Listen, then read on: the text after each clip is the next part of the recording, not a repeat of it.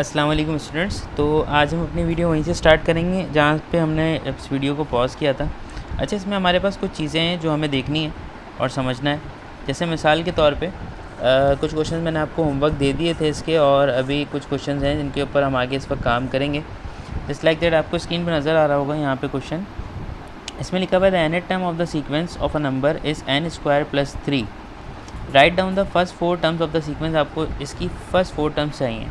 तो first 4 terms निकालने का तरीका बहुत आसान होगा, ठीक है। लाइक आपके पास जो उसने जनरल टर्म आपको बना कर दी है, वो जनरल टर्म आपके पास है Tn = n² + 3। सबसे पहला काम ये करेंगे आप इसमें 1 प्लेस कर देंगे इसकी जगह पर। 1 पे स्क्वायर + 3 हो जाएगा। फिर आप इसकी जगह पर 2² + 3 कर देंगे। फिर आप इसकी जगह पर 3² + 3 कर देंगे, और फिर आप इसकी जगह पर 4² + 3 कर देंगे। इस तरह से तमाम टर्म्स निकल आएंगे। 1² + 3 का मतलब होता है 4, और 2 का स्क्वायर होता है 4 + 3 हो जाता है 7, और 3 का स्क्वायर होता है 9 + 3 हो जाएगा आपके पास 12, और 4 का स्क्वायर होता है 16 + 3 आपके पास हो जाएगा 19। इसका मतलब इसकी 4 टर्म्स जो हैं वो 4, 7, 12 और 19 आ रही हैं, ठीक है। अब वो कह रहा था first 4 terms of another sequence are 0, 3, 8 and 15। एक दूसरी सीक्वेंस है, उसकी फर्स्ट 4 टर्म्स चाहिए आपको 0, 3, 8 and 15। Right down the expression in terms of n for the nth sequence.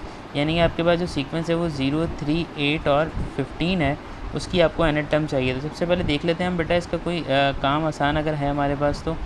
Just like यहाँ पे डिफरेंस अगर मैं देखूँ तो इसका जो डिफरेंस है वो मेरे पास 3 है, इसका डिफरेंस है मेरे पास 5, और इसका जो डिफरेंस आ रहा है वो मेरे पास कितना आ रहा है 7। अब मेरा ये ख्याल है कि इसका मतलब ये डिफरेंस तो सेम नहीं है, तो यकीनन इसके डिफरेंस का डिफरेंस सेम होगा। देखिए बिल्कुल डिफरेंस का डिफरेंस सेम है, तो इसका मतलब ये क्वाड्रेटिक सीक्वेंस की तरफ जा रहा है। ये 2a के बराबर हो जाएगा, 3a + b के बराबर होगा, और ये हो जाएगा a + b + c के बराबर। तो अगर ये 2a के बराबर होगा, 2a = 2 करूँगा तो a की वैल्यू आ जाएगी मेरे पास 1। इसी तरीके से दूसरी टर्म लिखी हुई है मेरे पास 3a + b = 3 लिखा हुआ है। a की जगह मैंने 1 डाला प्लस b किया = 3, तो b तो हो गया आपके पास 0। इसी तरह से आपके पास लिखा हुआ है a + b + c = 0। तो अगर आप a की जगह पे 1 और b की जगह पे 0 प्लेस करेंगे तो c की वैल्यू होनी चाहिए आपके पास c = -1। तो आपके पास जो जनरल सीक्वेंस बनती है क्वाड्रेटिक की वो होती है an² + का bn + c। तो अब आपने क्या करना है इसके अंदर बच्चे, a की जगह पे उसकी वैल्यू डालनी है, दैट बिकम्स n²। b की जगह पे उसकी वैल्यू आप 0 डालोगे तो ये n पूरा गायब हो जाएगा, और c की जगह पे आपको डालना है -1। So it means it becomes n² - 1। तो ये आपके पास इसकी जनरल सीक्वेंस हो गया n² - 1, ठीक है। इसी तरीके से आपके पास जो अगला सवाल है उसमें देखिए, उसमें क्या कह रहा है। उसमें कह रहा है वो आपसे the first 4 terms of the sequence are 8, 13, 18 and 23। Right down the 10th term. अगर 10th टर्म आपको निकालनी है तो आपको इसकी जनरल सीक्वेंस पता होनी चाहिए कि जनरल सीक्वेंस में इसके अंदर हो क्या रहा है। देखो बेटा, यहाँ पर इस वक्त ये हो रहा है कि इसका अगर मैं डिफरेंस देखूँ तो इसका डिफरेंस होगा मेरे पास 5, इसका डिफरेंस भी 5, इसका मतलब डिफरेंस इसका सेम आ रहा है, और इसका डिफरेंस भी 5 ही होगा। इसका मतलब ये कॉमन डिफरेंस वाली सीक्वेंस है। कॉमन डिफरेंस वाली सीक्वेंस के लिए जनरल फार्मूला जो होता था वो होता था a + n - 1 d के बराबर, ठीक है। फर्स्ट टाइम इसमें 8 दी हुई है, n आपको मालूम नहीं होता, और डिफरेंस जो उसने आपको दिया हुआ है वो कितना है 5 है। So it becomes 8 + 5n - 5, 5n 8 - 5 ये हो जाएगा आपके पास प्लस का 3, ये हो गई Tn। अब उसने आपसे पूछा है क्या कि आपको 10th टर्म चाहिए सीक्वेंस की, तो कोई मुश्किल बात नहीं है, n की जगह पे आप 10 प्लेस कर दें। ये हो जाएगा 5 × 10, ये हो जाएगा +3, इट बिकम्स 53। यानी कि इसका मतलब ये हुआ कि इसकी जो टर्म है 10th टर्म वो आ रही 53। अब वो कह रहा था nth term is 5n + k। nth term जो है वो 5n + k दी हुई है, तो find the value of k। आप nth टर्म पहले ही निकाल चुके हैं यहाँ पे अपने सॉल्यूशन के दौरान, तो इसका मतलब आप इसकी nth टर्म को 5n + k से जब कंपेयर करेंगे तो इसका मतलब ये होगा कि k की वैल्यू जो है वो 3 आ जाएगी, ठीक है। अच्छा, उसके बाद कह रहा है the nth term of the another sequence 7n - 1। nth term आपको निकालनी है, nth टर्म आपको दी हुई है एक और सीक्वेंस की। वो कह रहा है find the value of the term of the sequence which is closest to 1999। ये क्लोजेस्ट टर्म आपको कैलकुलेट करनी। क्लोजेस्ट टर्म के लिए आप क्या करोगे, आपसे पूछ रहा है वो कौन सी टर्म होगी जो इसकी क्लोज होगी।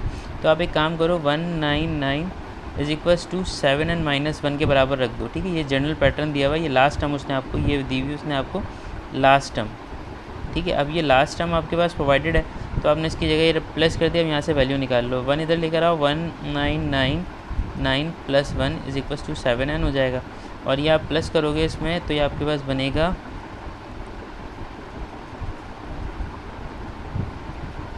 2000 divided by 7 is equals to n। अब आपको चेक करना होगा कि 2000 डिवाइडेड बाय 7 कहाँ पर पॉसिबली हो सकता है। तो 2000 डिवाइडेड बाय 7 करके देखते हैं हम। तो 7 2 ज़ा 14, 7 से 21 होता है। 7 2 ज़ा 14 करते हैं, ये कैंसिल हो जाएगा, बचेगा 6, एक ज़ीरो आपने नीचे प्लेस कर लिया। अब 7 के टेबल करें, 7 8 से कितना हो जाएगा 56 हो जाएगा। 4 गया तो ये फिर नीचे ज़ीरो आ गया, ये ज़ीरो यहाँ आ गया, ठीक है। इसी तरीके से अब दोबारा पढ़ें टेबल आप। तो 7 8 से 7 7 से 49 होता है, 7 6 से 42 और 7 5 से 35, ये फाइनली 5 बच जाएगा। इसका मतलब ये डेसिमल में आगे जाना शुरू हो जाएगा। तो उसने पूछा क्लोजेस्ट टर्म क्या हो सकती है। क्लोजेस्ट टर्म देख लेते हैं हम। यहाँ पे 5 है तो पॉइंट लगाते हैं हम, यहाँ पे पॉइंट लगा के 0 बढ़ा देते हैं। अब ये हो जाएगा 7 7 से 49, 49 हो गया तो यहाँ पे 1 बचा। अभी सिलसिला आगे चलता रहेगा। अब आपने क्या देखना है, ये आपको मिल गया 2285.7 विच इज़ क्लोजेस्ट टू 286। तो ये बन सकता है आपके पास क्या 286 टर्म, ठीक है भाई। ये वाला क्वेश्चन भी आपके पास कंप्लीट हो गया। अब आगे चलते हैं क्वेश्चन नंबर 9 की तरफ। अच्छा, ये वाला क्वेश्चन हमने आपको होमवर्क दिया था। क्वेश्चन नंबर 10 जो है, 10 इसका क्वेश्चन नहीं है सीक्वेंस का। 11 में क्या पार्ट है, 11 भी नहीं, 11 भी पार्ट नहीं है इसका। 12 हम आपको होमवर्क दे चुके हैं। 13, हाँ 13 है ज़रा क्वेश्चन टिपिकल।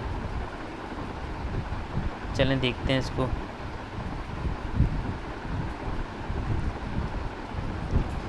अच्छा, इसमें कह रहा है क्वेश्चन नंबर 13 में वो आपसे ये कह रहा है कि Mary uses some straws to make shapes with are squares with the corners missing. ठीक हो गया। The straws are join together by 3 different types of connectors. Okay, corner connector, edge connector. अच्छा, ये देखें, ये वाला आपके पास कॉर्नर कनेक्टर है, ये एज कनेक्टर है और ये आपके पास है मिडिल कनेक्टर। ठीक हो गया। The diagram below shows the first 4 shapes of this makes. ठीक है। शेप नंबर 1 देखें ज़रा। शेप नंबर 1 में आपके पास number of corner connectors, corner में कनेक्ट होने वाले वो 8 लगे हुए हैं। नंबर ऑफ़ एज कनेक्टर्स इसमें नहीं लगे हुए तो वो उसमें 0 है। ठीक है। उसके बाद नंबर ऑफ़ मिडिल कनेक्टर्स जो लगे हुए हैं वो इसमें 4 लगे हुए हैं। ठीक है।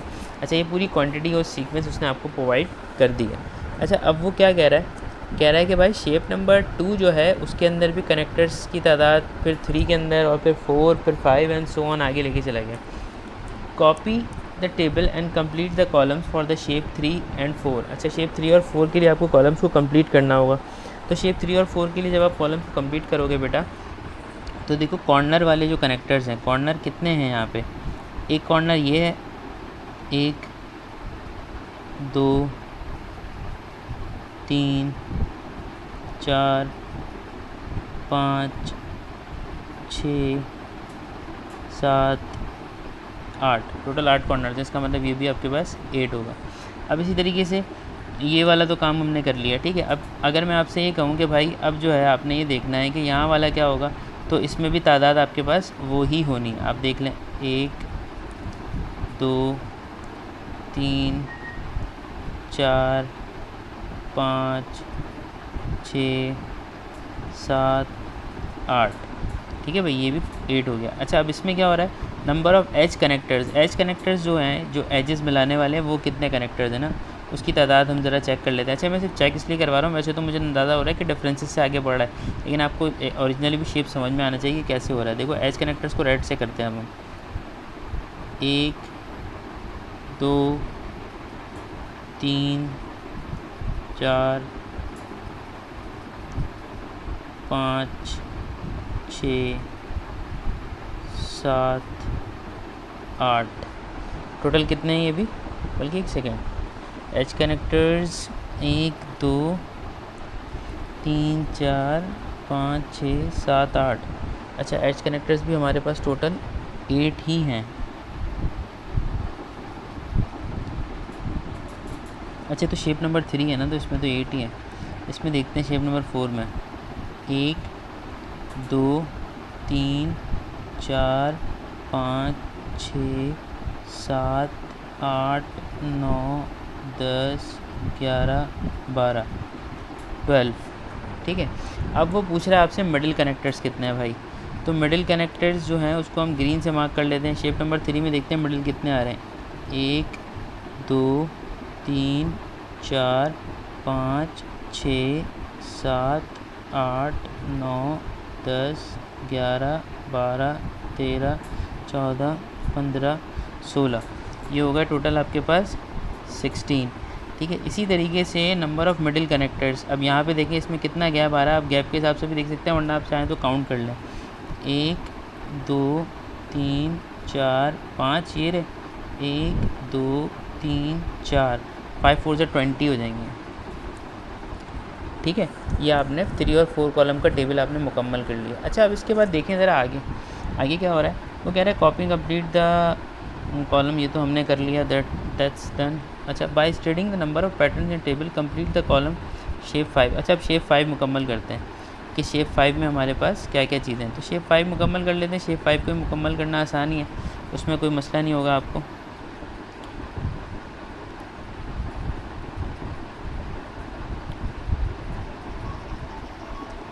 यहाँ पर आपके पास शेप 5 में ये भी 8 हो जाएगा, ठीक है।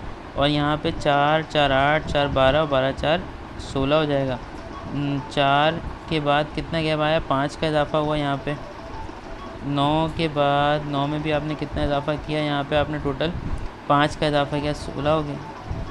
नहीं, बल्कि 6 का इजाफा किया तो 16 हो गया। 9 और 1 10, और बल्कि सॉरी 1 सेकेंड, 16 है ना, तो 16 में से 9 निकाले, सॉरी 7 ये हो गया। और इसमें आपने कितना इजाफा किया यार, it must be something wrong ना। ये पहले के अंदर आपके पास 4, ओ हो, ज़रा गौर करें बेटा, इसका पैटर्न देखें ज़रा आप। 1 सेकेंड, मैंने कुछ गड़बड़ कर दी।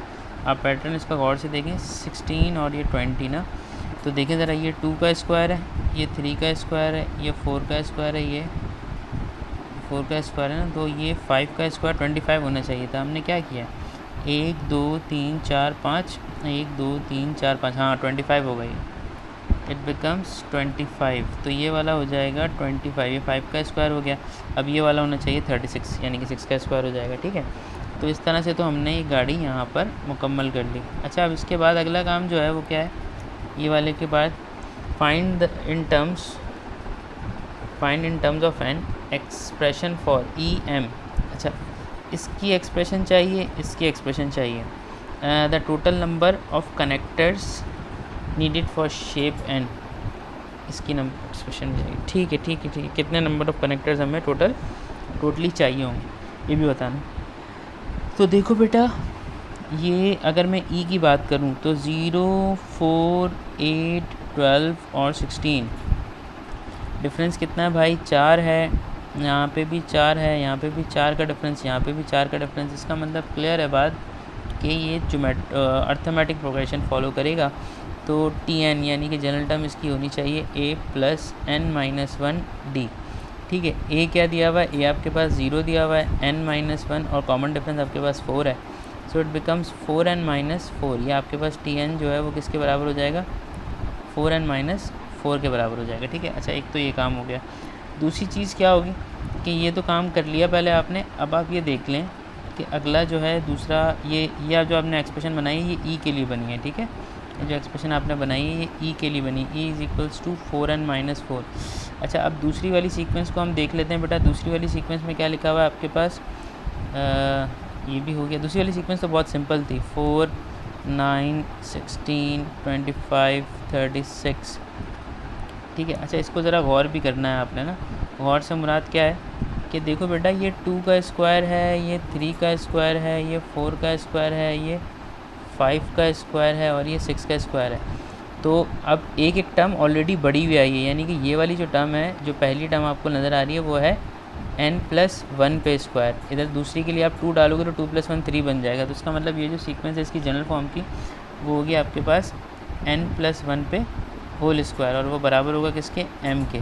m भी बना लिया तुमने और तुमने e भी बना लिया। अच्छा, अब देखो ज़रा अगली बात क्या पूछ रहा है। m और e बनाने के बाद जब तुमने ये दोनों कर लिए तो इसको टिक मार के आगे देखो, the total number of connectors needed for shape n। Shape n बनाने के लिए कितने कनेक्टर्स तुमको चाहिए होंगे। अच्छा ये देखो सी के अंदर भी तो वही बात है ना, मतलब सी की अगर मैं एक्सप्रेशन आपसे पूछूं तो देखो इसमें कोई सी की एक्सप्रेशन भी सुनो, तुम लोगों को पता होना चाहिए सी की एक्सप्रेशन कैसे निकलेगी। देखो बेटा 8 8 8 8 एंड सो ऑन इसी तरह चल रहा है ना, इसमें कोई मल्टीपल चेंज तो नहीं आ रहा। तो इसका मकसद क्या हुआ, इसका मकसद ये हुआ कि आपको सिर्फ एक ही नंबर जो है वो मल्टीप्लाई करता हुआ नज़र आ रहा है, यानी कि इसका मतलब 8 मल्टीप्लाई बाय 1, हर जगह पे 8 8 8 8 8 8 बार बार 8 ही आ रहा है, ठीक है। तो इसका मतलब सी की वैल्यू भी जो है वो 8 ही होगी। अच्छा अब उसने पूछा टोटल नंबर ऑफ़ कनेक्टर्स आपको एन शेप बनाने के लिए कितने चाहिए होंगे। तो देखो बेटा एन शेप के लिए आपको जितने भी कनेक्टर्स चाहिए होंगे, यानी कि एन शेप बनाने के लिए आप तमाम कनेक्टर्स को प्लस कर दें। सी की वैल्यू जो होगी उसमें तो 8 कनेक्टर्स होंगे, प्लस ई के जो कनेक्टर्स होंगे nth वैल्यू के लिए वो होंगे 4n-4, और एम के जो कनेक्टर्स होंगे वो आपके पास होंगे n+1 पे होल स्क्वायर, ठीक है। अब ये हो जाएगा आपके पास 8, ये हो जाएगा आपके पास 4n-4, फिर आपके पास ये हो जाएगा n² + 2n+1, ठीक है। अब क्या करेंगे आप, n² आप पहले लिख लीजिए, उसके बाद है आपके पास 4n और 2n, ये हो जाएगा आपके पास 6n। अच्छा 8 में 4 गया 4, 4 और 1 हो गया आपके पास 5। तो भाई nth टर्म की कनेक्टर्स को बनाने के लिए शेप को आपको n² + 6n+5 की ज़रूरत पड़ेगी। टोटल नंबर ऑफ़ कनेक्टर्स हैं ये n² + 6n+5 कनेक्टर्स चाहिए होंगे, ठीक है। अच्छा अब वो पूछ रहा है वो आपसे ये पूछ रहा है कि भाई find the total number of connectors needed for the shape 50। Shape 50 अगर चाहिए होगा तो उसके कितने कनेक्टर्स होंगे। तो आपने क्या करना है, n की जगह 50 पुट कर देना, ये हो जाएगा 50 के ऊपर स्क्वायर + 6 × 50 और +5। इसको आप कैलकुलेटर में सॉल्व कर लीजिएगा, आपके पास आंसर आ जाएगा फाइनली, ठीक है बेटा। अच्छा इसके बाद नंबर 14 भी हमने आपको होमवर्क दिया था, 16 देख लेते हैं। 16 वाला क्वेश्चन देखते हैं ज़रा। 16 में वो कह रहा है, ये वो बिल्कुल वैसे ही सवाल है, the 8th line of the pattern, इस पैटर्न की 8th लाइन आपको निकालनी है। तो 8th लाइन इसी तरह से निकलेगी ना। देखिए ज़रा यहाँ पर क्या हो रहा है, ये पहली लाइन है, ये दूसरी है, ये तीसरी है, ये चौथी। अगर मैं आपसे 8वीं पूछूं तो वो होगा 8 का स्क्वायर माइनस कितना कम हुआ है, एक नंबर कम हुआ है, इसका मतलब इधर हो जाएगा 7 पे स्क्वायर, और इज इक्वल्स टू क्या आ रहा होगा यहाँ पे, 4 में से 3 जाता है तो 7, तो 8 में से 7 जाएगा तो कितना बचेगा। एक सेकेंड, ये पीछे से स्टार्ट हुआ है ना। अच्छा ये ऊपर से चलती हुई आ रही है, 4 और 3 7 होता है, 8 3 और 2 5 होता है, ठीक है। 7 और 14 और 1 15 हो जाएगा, ये 15 लिखा हुआ होगा दूसरी तरफ। अब वो कह रहा है the 8th line of the pattern, 8th line तो आपने लिख दी। अब वो आपसे कह रहा है the nth line of the pattern.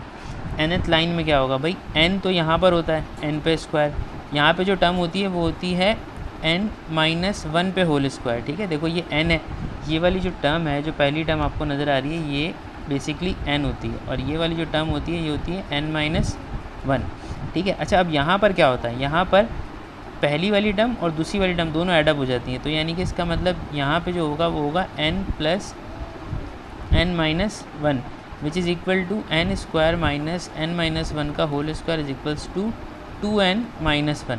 ये दूसरी सीक्वेंस आपको नज़र आ गई, ये पूरी सीक्वेंस में मैंने लिख दी n की टर्म के अंदर, n टर्म के लिए फॉर्मूला, ठीक है। अब आप इसमें कुछ भी डाल के देखो, ये पूरी सिचुएशन बन जाएगी, आप चेक भी कर लो इसको।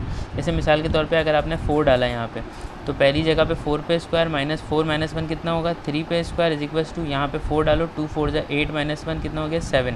देखो ये सीक्वेंस बन गई पहली वाली चौथे नंबर की, ठीक है। अब इसका मतलब क्या है, अब देखो आगे, use the pattern to find 340 - 339 square. इसको फाइंड आउट आपने करना है। देखो ये भी आसानी से फाइंड आउट हो जाएगा आपके पास। 340 पे स्क्वायर माइनस 339 पे स्क्वायर इज इक्वल्स टू, अब ये वाली जो सीक्वेंस है वो कैसे पता चलती है, 2n-1 से पता चलती है, वरना दूसरा तरीका क्या है, इन दोनों को आप प्लस करते तो भी आ जाएगा। तो आप 340 और 339 को अगर आप प्लस करते हो बेटा, तो 4 3 7, 3 और 3 6, 679 होना चाहिए यहाँ पर, सही है। आगे कह रहा है वो the integers x and y such that x² minus y² equal to 701। अगर आपको वो कह रहा है कि भाई x² minus y² is equal to 701 आपको दिया हुआ है, तो आपसे कह रहा है कि x और y की आपको वैल्यूज़ पता करनी है कि x और y की वैल्यूज़ हो क्या सकती हैं। तो देखो बेटा ये यहाँ से पता चलेगी आपको पता है ना कि ये वाली जो सीक्वेंस है उसका पैटर्न ये है, तो आपने लिखा 2n-1 इज इक्वल टू 701 हो गया। अब यहाँ से n निकाल लो सबसे पहले तो आप, तो 701 में आप +1 करोगे और डिवाइड कर दोगे 2 से, तो n हो जाएगा 702 डिवाइडेड बाय 2। तो अब 702 को जब आप 2 से डिवाइड करोगे बच्चे, तो 351 आएगा। इसका मकसद क्या हुआ कि x की जगह पे लिखा हुआ होगा 351 पे स्क्वायर माइनस यहाँ लिखा हुआ होगा 350 पे स्क्वायर, 350 पे स्क्वायर, 350 पे स्क्वायर अच्छा तो ये वाला पोर्शन हो गया बेटा। अब हमारे पास अगली चीज़ क्या है, नेक्स्ट क्वेश्चन देख लेते हैं अब हम अपने पास। तो क्वेश्चन नंबर 16 पे देखते हैं ज़रा। अच्छा जी, इसमें वो आपसे ये कह रहा है बेटा, कह रहा है the natural number 1 2 3 are written in the clockwise direction on a circular grid as shown in the diagram. इस डायग्राम में जिस तरह शो हो रहा है वो इस तरह सर्कुलर ग्रिड पे दिया हुआ है। There are 4 numbers in each ring, हर के अंदर 4 नंबर दिए हुए, number 1 2 3 4 first ring, number 5 6 7 8 on the second ring, the following number will fill up the other rings in the same way. ठीक है, ये आगे की तरफ चलते चले जाएंगे, एक पैटर्न चल रहा है। Right down the number in the fourth ring, fourth ring के नंबर लिखने हैं पहले तो देखो बेटा 6 में 2 यानी कि इसका मतलब 4 का डिफरेंस आ रहा है यहाँ पे।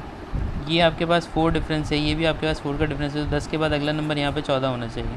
अच्छा यहाँ पे भी कितना डिफरेंस आ रहा है 4 का, ये भी 4 का डिफरेंस आ रहा है, तो 11 और 4 ही हो जाएगा आपके पास 15। इसी तरीके से यहाँ पे भी 4 नंबर्स का डिफरेंस आ रहा है, यहाँ पे भी 4 का डिफरेंस है, तो ये हो जाएगा 16। ठीक है, अच्छा ये तो आपने कैलकुलेट कर लिया है तो आसान था। ठीक है, उसके बाद कह रहा है right down the largest number in the 10th ring. 10th ring, अच्छा 10th रिंग के अंदर सबसे बड़ा नंबर जो होगा वो आपके पास क्या होगा। तो देखो बच्चे यहाँ पर आपके पास जो नंबर है, अच्छा अब ज़रा सबके लिए अब गौर से मेरी बात को सुनना और फिर समझना। देखो आपके पास अगर मैं बात करूँ इस वाले की, यानी कि इस रिंग की बात करूँ, या मैं इस रिंग की बात करूँ, या मैं इस रिंग की बात करूँ, या मैं इस रिंग की बात करूँ, सबके लिए एक जनरल पैटर्न होगा। तो पहले एक काम करना, आसानी बिल्कुल परफेक्शन के लिए तुम एक जनरल पैटर्न लिख लेना। देखो इसमें सबका डिफरेंस सेम आ रहा है, 4 का डिफरेंस आ रहा है, इसमें भी आ रहा है, इसमें भी, यानी कि तुम्हारे पास ये वाला फॉर्मूला लगेगा a + n - 1 d वाला। ठीक है, तो तुम इस वाले फॉर्मूले से सबकी जनरल पैटर्न निकाल लो। अब जैसे पहला वाला है, इसका जनरल पैटर्न निकालोगे तो 1 + n - 1 4, और ये हो जाएगा 1 प्लस का 4n - 4, और ये हो जाएगा 4n - 3, यानी कि इसका जो जनरल पैटर्न है वो हो गया 4n - 3। अब इस वाले का भी निकाल लो, इसमें कैसे निकलेगा, पहली टर्म 2 है प्लस n - 1 इंटू 4, ये हो जाएगा 2 प्लस का 4n - 4, और ये हो जाएगा 4n - 2, तो इसका जनरल पैटर्न हो गया 4n - 2। अब इसी तरीके से इस वाले का भी निकाल लो, इसमें कैसे निकलेगा तुम्हारे पास, फर्स्ट टर्म 4 दी हुई है प्लस n - 1 और कॉमन डिफरेंस भी 4 है, तो ये हो गया 4 प्लस का 4n - 4, और ये बचा सिर्फ 4n, यानी कि इसका जनरल पैटर्न सिर्फ हो रहा है 4n। और इस वाले का पैटर्न निकालते हैं अब, तो इसमें फर्स्ट टर्म जो दी हुई है 3 दी हुई है प्लस का n - 1 इंटू 4, ये हो जाएगा 3 प्लस का 4n - 4, और ये हो जाएगा 4n - 1, यानी कि इस वाले का जनरल पैटर्न जो है वो हो गया 4n - 1। ठीक है, अब सबका जनरल पैटर्न निकल गया। अब वो पूछ रहा है 10th रिंग में, यानी कि 10वें रिंग में क्या नंबर होगा। तो 10वें रिंग में इसका नंबर चेक करो ज़रा, इसकी जगह तुम जब 10 प्लेस करोगे तो 4 10 40, 40 - 3 बनेगा 37। ठीक है, यहाँ पे तुम जब 4 10 रखोगे, यहाँ पे 10 रखोगे तो ये कितना हो जाएगा, ये भी 40 हो जाएगा। यहाँ पे तुम रखोगे 4 × 10 - 1, तो ये हो जाएगा 39। 4 10 40 - 1 39 होता है। 4 × 10 रखोगे -2, तो ये हो जाएगा तुम्हारे पास 38। तो सबसे बड़ा नंबर जो इस वक्त तुम्हें नज़र आ रहा है वो क्या नज़र आ रहा है तुम्हारे पास, 40 नज़र आ रहा है। ठीक है, अच्छा अब वो आगे तुमसे क्या कह रहा है, the sum Sn of the 4 numbers in the ring where n = 1 2 3 is given in the table, n 1 2 3 4 के बराबर है। ठीक है, अगर n 1 है, ठीक है, तो सम जो है वो 10 के बराबर है। 4 3 7 3, देखो पहला जो रिंग है अगर n 1 है, ये पहला रिंग है ना, देखो ये पूरा रिंग फर्स्ट है, तो उसके अंदर की वैल्यूज़ का सम जो है तो हमारे पास 10 के बराबर है। दूसरा जो रिंग है उसकी वैल्यूज़ का सम कितना है, 6 और 5, ये हो जाएगा 7 और 14 15, 15 और 5 20 और 26। तो ये वाला जो रिंग है, जो सेकंड रिंग बना हुआ है, उसकी वैल्यूज़ का सम तुम्हारे पास आ रहा है 26। ठीक है, और तीसरी वाली का आ रहा है 42। अब वो पूछ रहा है चौथे रिंग का कितना होगा। तो चौथे रिंग का सम तो बहुत आसान है, आप डायरेक्टली इस तरह से निकाल लें इन सारी वैल्यूज़ को सम अप करके, यानी कि 16 और ये हो जाएगा 14, तो 6 4 10 और ये 30 हो गया। उसमें आपने प्लस किया 15, तो और फिर प्लस किया 13, तो ये हो गया 8 3 4 5, ये हो गया 58, यानी कि चौथे रिंग के अंदर जो वैल्यूज़ हैं वो है 58। अब वो तुमसे पहला पार्ट तुम राइट डाउन द S4, ये तुमने कर लिया। अब अगर है find it simplest form and expression in terms of R for SR, R की टर्म में आपको चाहिए SR की एक्सप्रेशन। अच्छा अब ज़रा देखो इसमें क्या हो रहा है कि ये लिखा हुआ है 10 26 42 और 58, तो इसमें कोई डिफरेंस वगैरह सेम आ रहा है या डिफरेंस का डिफरेंस सेम आ रहा है। इसमें देखो डिफरेंस अगर मैं इसका निकालता हूँ, 26 में 10 जाएगा, बचेगा 16। ठीक है, और ये 42 है, 42 में से मैं अगर 26 निकालूँ तो 42 में से 26 का मतलब हुआ 12 में से 6 गया तो बचा 6, यहाँ बचा 3 में 2 गया 16, भाई ये भी 16 हो गया, और इसमें से भी निकालूंगा तो डेफिनेटली ये भी 16 ही आ रहा है, यानी कि डिफरेंस सेम आ रहा है। अब वो तुमसे पूछ रहा है कि भाई एन टर्म्स के अंदर तुम्हें बताना है, तो बहुत आसान है। फर्स्ट टर्म तुम्हारे पास 10 है, ये हो गया n-1, कॉमन डिफरेंस हो गया 16, तो ये हो गया 10 प्लस का 16 n-16, ये हो गया तुम्हारे पास 16 n, 10 में 16 गया, तुम्हारे पास बचा कितना 6, ये बन गए तुम्हारे पास जनरल एक्सप्रेशन 16 - 6। अब वो कह रहा है कि भाई देखो r की टर्म में लिखना है, तो n की टर्म में नहीं लिखो, इसकी जगह r लिख दो, 16r - 6, ये हो गया 16r - 6।